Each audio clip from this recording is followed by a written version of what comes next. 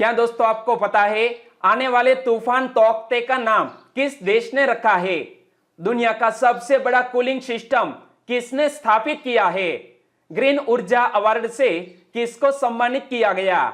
ऐसे ही 13 बड़ी खबरों को कवर करते हुए हमने आज का बोले तो 14 मई 2021 का करंट अफेयर का वीडियो तैयार किया है। क्वालिटी की दृष्टि से बेस्ट यह वीडियो, आप लास्ट तक देखें। लास्ट में मैं आपसे एक क्वेश्चन पूछूंगा जिसका आंसर आपको नीचे कमेंट बॉक्स में देना है। और अभी तक आपने हमारी GK 2020 चैनल को सब्सक्राइब नहीं किया है तो सब्सक्राइब कीजिए, पास में जो बेल आइकन है उसे भी प्रेस कर दीजिए, क्योंकि आने वाले हर एक वीडियो की अपडेट आपको सबसे पहले मिले। चलिए बिना वक्त गवाए हम स्टार्ट करते हैं पहले क्वेश्चन से। पहला क्वेश्चन, आने वाले तूफान तौकते का नाम किसने दिया है? पहले तो दोस्तों इमेज में देखिए, यह है अरब सागर और अरब सागर में एक सिस्टम बनी है और यदि यह सिस्टम तूफान में चक्रवात में कन्वर्ट हो जाती है तो तूफान का नाम होगा तौकते, और तौकते नाम दिया है म्यांमार देश ने। यानी कि इस क्वेश्चन का सही आंसर है ऑप्शन ए म्यांमार, और तौकते इस साल का पहला चक्रवाती तूफान होगा। भारतीय मौसम विभाग ने भविष्यवाणी की कि कम दबाव वाला क्षेत्र 16 मई यानी कि रविवार के आसपास पूर्वी मध्य अरब सागर में चक्रवाती तूफान में तेजी के साथ विकसित हो सकता है और उत्तर पश्चिम की ओर यह बढ़ सकता है, यानी कि उत्तर पश्चिम की ओर बढ़ सकता है। और यदि यह चक्रवात में तब्दील हो जाता है तो इसका नाम रखा जाएगा तौकते। और तौकते का मीनिंग क्या होता है तो देखो, इसके बन जाने के बाद चक्रवात का नाम तौकते रखा जाएगा, जिसका अर्थ है अत्यधिक आवाज वाली छिपकली। जी हां दोस्तों, तौकते का मीनिंग क्या है? अत्यधिक आवाज वाली छिपकली, जो म्यांमार की ओर से यह नाम रखा गया है। किसने रखा है? म्यांमार देश ने। और पिछले कुछ आए तूफानों की बात करें तो इनसे पहले आया था गति तूफान, जिसका नाम भारत ने रखा था। निवार तूफान का नाम ईरान ने दिया था और बुरेवी का नाम मालदीव ने दिया था। लेकिन फिलहाल इस साल का पहला तूफान आने वाला है जिसका नाम है तौकते, और अब आने वाले तूफान का नाम तौकते होगा जिसका नाम म्यांमार ने दिया है। और तौकते का अर्थ क्या है फिर से याद कर लीजिए, अत्यधिक आवाज वाली छिपकली, जिसका नाम दिया है म्यांमार देश ने। और दोस्तों जब यह भविष्यवाणी की है हमारे IMD ने, यानी कि भारत मौसम विज्ञान विभाग ने, तो हमारे इस विभाग की जो भविष्यवाणी होती है वो सटीक होती है। तो IMD का पूर्ण स्वरूप क्या होता है? इंडिया मीटियोरोलॉजिकल डिपार्टमेंट, हिंदी में कहे तो भारतीय मौसम विज्ञान विभाग। और भारतीय मौसम विभाग की स्थापना कब हुई? 1875 में कोलकाता में हुई। और इसके मुख्यालय के साथ, यानी कि सबसे पहले जब स्थापना हुई तब मुख्यालय था कोलकाता में, लेकिन बाद में इसे 1905 में शिमला, 1928 में पुणे और फिर 1944 में दिल्ली स्थानांतरित कर दिया गया। यानी कि इसका हेडक्वार्टर काफी कुछ शहरों में स्थानांतरित किया गया है। और यहां हम बात करते हैं दोस्तों इसी तरह हर क्वेश्चन से जुड़े इंपॉर्टेंट फैक्ट की, और हमारा यह तरीका आपको अच्छा लगता है लाइक करना मत भूलिएगा। दूसरा क्वेश्चन है आपकी स्क्रीन पर, दुनिया का सबसे बड़ा कूलिंग प्लांट किसने स्थापित किया? यहां इमेज में आप देख सकते हैं, दुनिया का सबसे बड़ा कूलिंग प्लांट स्थापित किया है सऊदी अरब देश ने। यानी कि इस क्वेश्चन का सही आंसर है ऑप्शन सी, सऊदी अरब ने दुनिया का सबसे बड़ा कूलिंग प्लांट स्थापित किया है। लेकिन कहां पर स्थापित किया है तो इस इमेज को आप पहचानिए, पहचान गए? ओके, नई नई तकनीकों का उपयोग कर पवित्र मस्जिदों के तीर्थ यात्रियों को उच्च गुणवत्ता वाली सेवाएं प्रदान करने वाले सऊदी अरब ने दुनिया का सबसे बड़ा कूलिंग प्लांट मक्का मस्जिद में स्थापित किया है। कहां पर? यह मक्का मस्जिद में दुनिया का सबसे बड़ा कूलिंग प्लांट स्थापित किया गया है। और इससे उपासक अल हरम के अंदर शांत और ताजा वातावरण में अपना अनुष्ठान कर सकेंगे। और हम सबको पता है कि हाल ही में ईद का त्योहार मनाया गया है, तो सभी हमारे देशवासियों को ईद मुबारक। और आगे बात करें तो ग्रैंड मस्जिद के अंदर 2 कूलिंग स्टेशन है। कितने? 2 कूलिंग स्टेशन है जो दुनिया में अपनी तरह के सबसे बड़े हैं। एक स्टेशन का नाम है अजयद स्टेशन, जो 35,300 रेफ्रिजरेटर टन का उत्पादन करता है। और नया केंद्रीय स्टेशन जो 1,20,000 रेफ्रिजरेटर टन का उत्पादन करता है। और 13 मई यानी कि गुरुवार को यदि चांद दिखाई दिया है तो ईद मनाई जाएंगी। तो हम सबको पता है कि जब चांद दिखाई देगा तब ही ईद का त्योहार मनाया जाता है। तो हमारे सभी देशवासियों को ईद मुबारक। लेकिन यह कूलिंग सिस्टम स्थापित किया गया है सऊदी अरब के मक्का में। तो सऊदी अरब यहां मैप में देखिए कि यह है सऊदी अरब, जिसके अगल बगल में यहां पर जॉर्डन, इराक, यहां पर कुवैत, यहां पर कतर, यूएई, ओमान और यमन जैसे देश स्थित है। और यहां पर एक तरफ है रेड सी। और सऊदी अरब की कैपिटल का नाम क्या है? रियाद। सऊदी अरब की करेंसी क्या है? Saudi riyal. और सऊदी अरब में सरकार का स्वरूप है पूर्ण राजाशाही, यानी कि सऊदी अरब के क्राउन प्रिंस कौन है? तो इमेज में आप देख सकते हैं मोहम्मद बिन सलमान। कौन? मोहम्मद बिन सलमान, वो सऊदी अरब के क्राउन प्रिंस है। तो इतने फैक्ट आपको याद रख लेने चाहिए। तीसरा क्वेश्चन, बांग्लादेश ने ढाका में मेट्रो रेल सेवा के लिए कहां से कोच आयात किए? दोस्तों, यह बांग्लादेश की पहली मेट्रो रेल सेवा शुरू होने जा रही है ढाका में। और ढाका में मेट्रो रेल सेवा के लिए कहां से कोच आयात किए गए हैं? तो याद रखो जापान देश से। यानी कि इस क्वेश्चन का सही आंसर है ऑप्शन बी, जापान। बांग्लादेश ने ढाका में मेट्रो रेल सेवा का पहला परीक्षण किया है। और सड़क परिवहन और सेतु मंत्री कौन है? ओबेदुल कादिर। और ओबेदुल कादिर ने बांग्लादेश की पहली विद्युत मेट्रो रेल के परीक्षण का वर्चुअल उद्घाटन किया है। यानी कि अब ढाका में भी यह मेट्रो दौड़ेगी। और इसका पहला, जी हां दोस्तों, बांग्लादेश का यह पहली मेट्रो रेल सेवा है। किस शहर में? ढाका, यानी कि बांग्लादेश के कैपिटल में। तो इस मेट्रो सेवा के लिए जापान से 6 कोच आयात किए गए हैं। कहां से? जापान देश से। और बांग्लादेश में जापान के राजदूत कौन है? नाओकी कितो। और बांग्लादेश में पहली मेट्रो और बिजली से चलने वाली रेलगाड़ी ढाका के बदलते रूप का प्रतीक होंगे। इमेज आप देख सकते हैं हाल ही में कार्य निर्माणाधीन है और जल्द ही इसे पूरा कर लिया जाएगा ढाका शहर में। और बात करते हैं दोस्तों बांग्लादेश के। तो बांग्लादेश अप्रैल में कौन कौन सी घटनाओं के कारण सुर्खियों में रहा?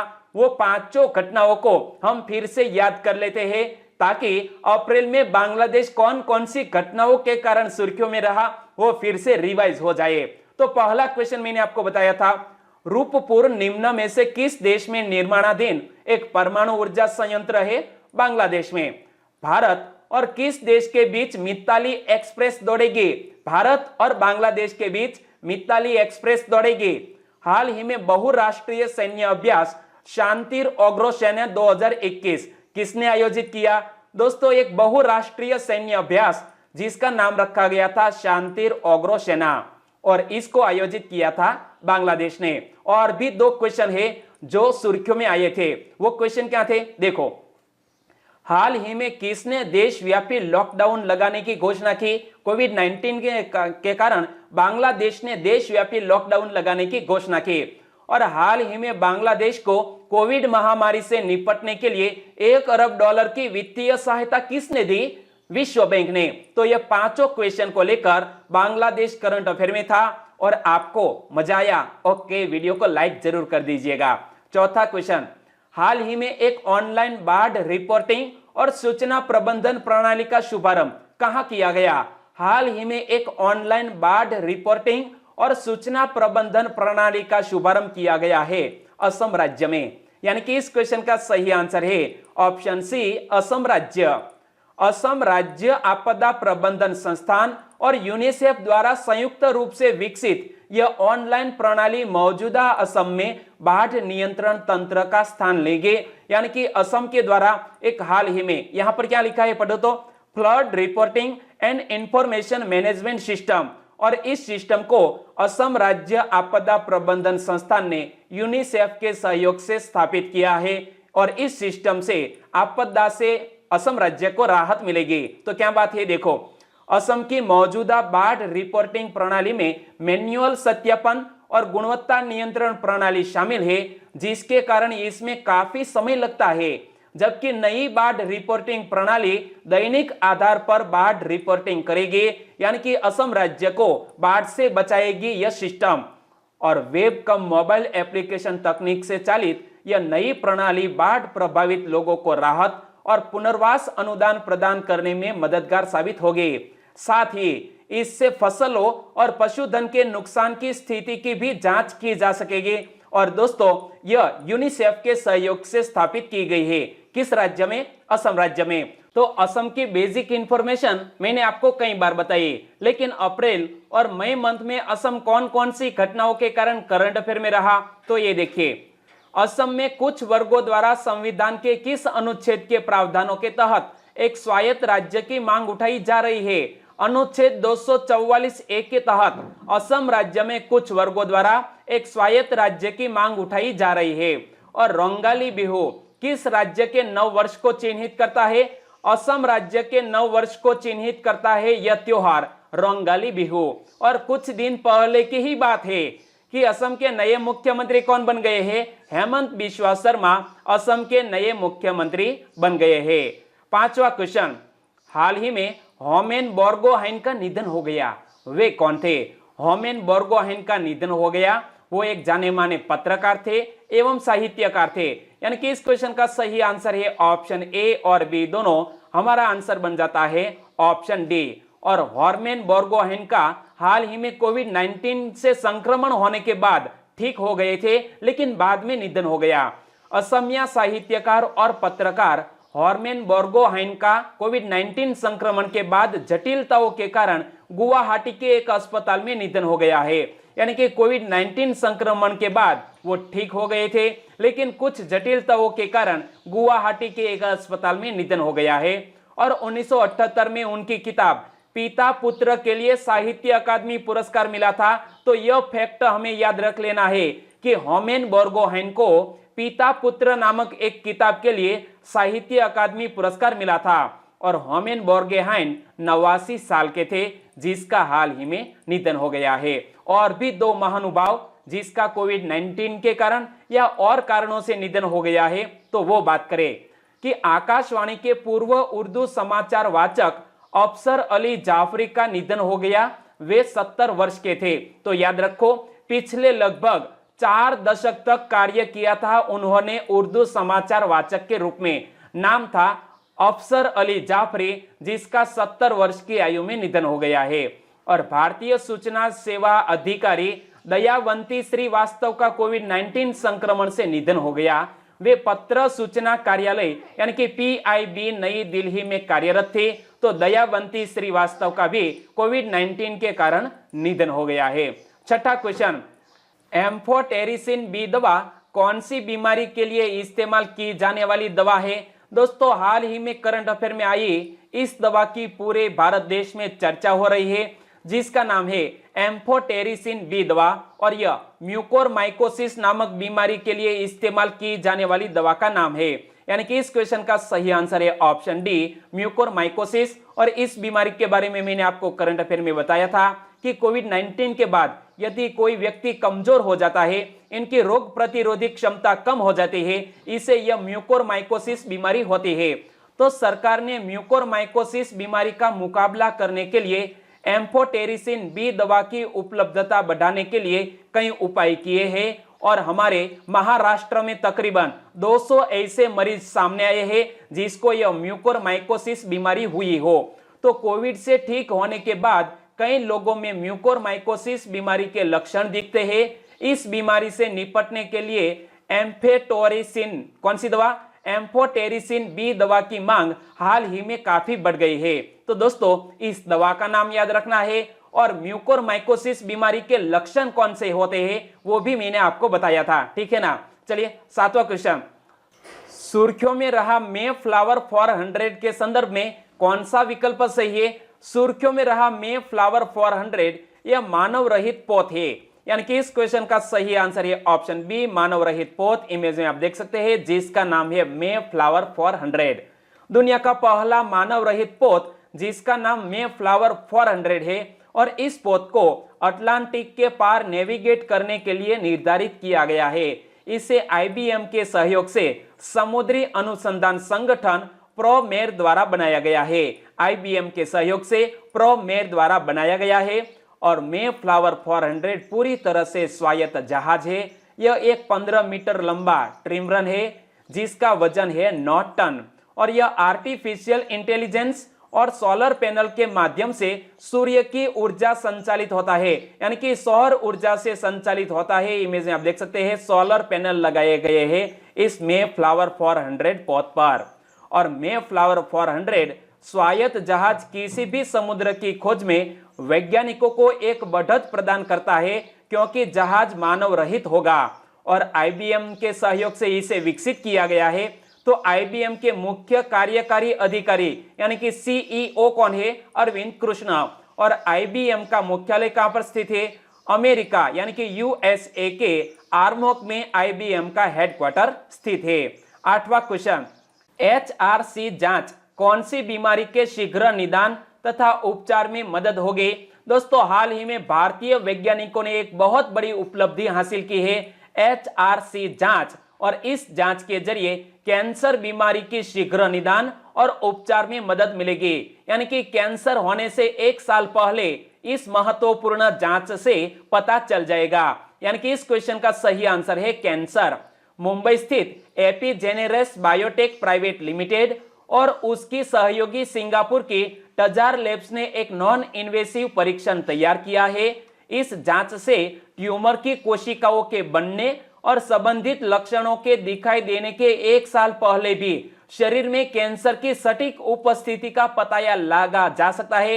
यानी कि हमारे वैज्ञानिकों ने एक बहुत बड़ा संशोधन किया है और इस तकनीक को एचआरसी जांच के रूप में जाना जाता है और यह कैंसर के शीघ्र निदान तथा उपचार में मदद करेगी और यह जांच कैंसर रोगियों को उपचार के भारी वित्तीय बोझ से बचाएगी। जी हां दोस्तों, कैंसर रोगियों को उपचार के भारी वित्तीय बोझ से यह एचआरसी जांच बचाएगी। 9वां क्वेश्चन, मूडीज ने फाइनेंशियल ईयर 2022 के लिए भारत का जीडीपी दर कितने प्रतिशत रहने का अनुमान लगाया है? मूडीज एक अमेरिकी रेटिंग एजेंसी है। उन्होंने फाइनेंशियल ईयर 2022 के लिए भारत की जीडीपी दर 9.3% रहने का अनुमान लगाया है। यानी कि इस क्वेश्चन का सही आंसर है option B, 9.3%। Rating agency Moody's ने फाइनेंशियल ईयर 2022 यानी कि 1 अप्रैल 2021 से 31 मार्च 2022 की समयावधि को कहा जाता है फाइनेंशियल ईयर 2022। और फाइनेंशियल ईयर 2022 के लिए भारत के सकल घरेलू उत्पाद यानी कि जीडीपी के पूर्वानुमान में 9.3% तक की कटौती की है। और मूडीज ने पहले अनुमान लगाया था कि भारत की जीडीपी 13.7% रहेगी, लेकिन कोविड-19 की जो दूसरी लहर है इनके चलते यह रेटिंग घटा दी गई है। और संयुक्त राष्ट्र द्वारा हमारे भारत की जीडीपी कितने प्रतिशत रहने का अनुमान लगाया गया है? तो देखो, संयुक्त राष्ट्र ने अनुमान लगाया है कि भारतीय अर्थव्यवस्था कैलेंडर वर्ष 2022 में 10.1% की दर से बढ़ेगी, जो जनवरी की रिपोर्ट में देश के लिए 5.9% से 2 गुनी वृद्धि का अनुमान है। यानी कि यूनाइटेड नेशंस ने भारत की जीडीपी दोस्तों 10.1% रहने का अनुमान लगाया है। और एक जापानीज ब्रोकरेज है जिसका नाम है नोमुरा। तो नोमुरा ने चालू वित्त वर्ष यानी कि 2021-22 के लिए भारत के जीडीपी विकास अनुमान को 12.6% के पिछले अनुमान से घटाकर 10.8% तक कर दिया है। और नोमुरा क्या है? एक जापानी ब्रोकरेज है जिसका मुख्यालय टोक्यो शहर में स्थित है। और टोक्यो में 2021 का यह ओलंपिक आयोजित होने वाला है, लेकिन देखते हैं कोविड-19 के चलते आयोजित होता है या नहीं। और यहां हम बात करें मूडीज की, तो मूडीज एक अमेरिकी क्रेडिट रेटिंग एजेंसी है। मूडीज की स्थापना कब हुई? 1909 में। मूडीज के स्थापक कौन थे? John Moody. इमेज में आप देख सकते हैं। और मूडीज का हेडक्वार्टर अमेरिका के न्यूयॉर्क शहर में स्थित है। 10वां क्वेश्चन आपकी स्क्रीन पर, ऑक्सीकेयर सिस्टम किसने विकसित किया है? ऑक्सीकेयर सिस्टम विकसित किया है डीआरडीओ ने। यानी कि इस क्वेश्चन का सही आंसर है ऑप्शन डी, डीआरडीओ। लेकिन यह ऑक्सीकेयर सिस्टम करंट अफेयर में क्यों आया? देखो, पीएम केयर्स फंड से ऑक्सीकेयर सिस्टम की 1,50,000 इकाइयों की खरीद की मंजूरी दी गई है। रक्षा अनुसंधान और विकास संगठन यानी कि डीआरडीओ ने ऑक्सीकेयर सिस्टम को विकसित किया है। इसके लिए पीएम केयर्स फंड से 3 अरब 22 करोड़ रुपए से अधिक राशि खर्च की जाएंगी। और ऑक्सीकेयर सिस्टम है क्या? तो देखो, ऑक्सीकेयर SpO2 आधारित ऑक्सीजन आपूर्ति प्रणाली है जो रोगियों को दी जा रही ऑक्सीजन को नियंत्रित रखती है। क्या? रोगियों को दी जा रही ऑक्सीजन को नियंत्रित करती है ऑक्सीकेयर सिस्टम। और ऑक्सीकेयर सिस्टम SpO2 लेवल पर आधारित पूरक ऑक्सीजन की आपूर्ति करता है और व्यक्ति को हाइपोक्सिया की स्थिति में जाने से बचाता है। और हाइपोक्सिया की स्थिति मरीज के लिए जानलेवा हो सकती है, यानी कि हाइपोक्सिया की स्थिति में जाने से बचा सकता है यह ऑक्सीकेयर सिस्टम। 11वां क्वेश्चन, हाल ही में भारत ने किस देश के साथ मिलकर अरब सागर में युद्धाभ्यास आयोजित किया? भारत देश ने हाल ही में इंडोनेशिया देश के साथ मिलकर अरब सागर में एक नौसेना अभ्यास आयोजित किया, यानी कि इस क्वेश्चन का सही आंसर था इंडोनेशिया। भारतीय और इंडोनेशियाई नौसेनाओं ने अपनी पारस्परिक सहयोग में और सुधार लाने पर फोकस के साथ दक्षिणी अरब सागर में पैसेज एक्सरसाइज का आयोजन किया, यानी कि इस नौसेना अभ्यास का नाम क्या रखा गया था? Passage exercise. और अभ्यास का उद्देश्य क्या था? दोनों अनुकूल नौसेनाओं के बीच पारस्परिक सहयोग और समझ में सुधार करने हेतु यह नौसेना अभ्यास आयोजित किया गया। कहां पर? दक्षिणी अरब सागर में। और यह नौसेना अभ्यास आयोजित किया है इंडोनेशिया की नौसेना के साथ। तो इंडोनेशिया के राष्ट्रपति कौन है? Joko Widodo. इमेज में आप देख सकते हैं। इंडोनेशिया की कैपिटल का नाम है जकार्ता। इंडोनेशिया की करेंसी है इंडोनेशियाई रुपया। और भारतीय नौसेना के वर्तमान प्रमुख कौन है? एडमिरल करमबीर सिंह। और रक्षा मंत्रालय का एकीकृत मुख्यालय नौसेना का कहां पर स्थित है? नई दिल्ली में हमारे नौसेना का हेडक्वार्टर स्थित है। 12वां क्वेश्चन, राम राज्य, बैजू बावरा, गूंज उठी शहनाई, हिमालय की गोद में जैसे सुपरहिट फिल्मों का निर्देशन किसने किया है? राम राज्य, बैजू बावरा, गूंज उठी शहनाई, हिमालय की गोद में ऐसी सुपरहिट फिल्मों का निर्देशन विजय भट्ट ने किया है, यानी कि इस क्वेश्चन का सही आंसर है विजय भट्ट। लेकिन विजय भट्ट करंट अफेयर में क्यों आए? तो देखो, जाने माने निर्माता, निर्देशक, पटकथा लेखक विजय भट्ट की 12 मई को जयंती थी। और यहां इमेज में आप देख सकते हैं विजय भट्ट का जीवन काल 12 मई 1907 को जन्म हुआ और निधन 17 अक्टूबर 1993 को हुआ, यानी कि हाल ही में विजय भट्ट की जन्म जयंती पर विजय भट्ट को याद किया गया। विजय भट्ट ने राम राज्य, बैजू बावरा, गूंज उठी शहनाई, हिमालय की गोद में जैसी सुपरहिट फिल्मों का निर्देशन किया और इनमें से एक फिल्म है राम राज्य। राम राज्य एक ऐसी फिल्म थी जिसको हमारे पूज्य गांधी बापू ने भी देखा था। तो देखो, विजय भट्ट फिल्म और television producers guild of India के संस्थापक सदस्य भी थे। उनकी फिल्म राम राज्य काफी लोकप्रिय रही और स्वयं महात्मा गांधी जी ने भी यह राम राज्य फिल्म देखी थी, जिसको निर्देशित किया था विजय भट्ट ने। यहां आप देख सकते हैं फिल्म राम राज्य का पोस्टर। ओके, 13वां क्वेश्चन आपकी स्क्रीन पर, ग्रीन ऊर्जा अवार्ड से किसको सम्मानित किया गया?